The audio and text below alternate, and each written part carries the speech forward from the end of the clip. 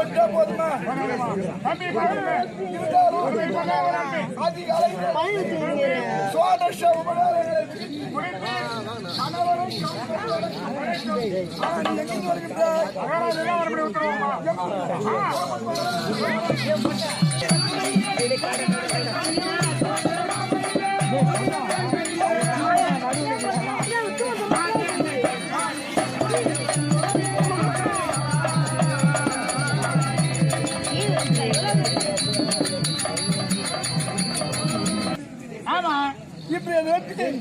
இந்த காவலை விடுத்து என்னை அழைத்த நோக்கத்தை சொல்லுங்க. ஒரு கணவன் மனைவி எது கூப்பிடுவான் தெரியலையே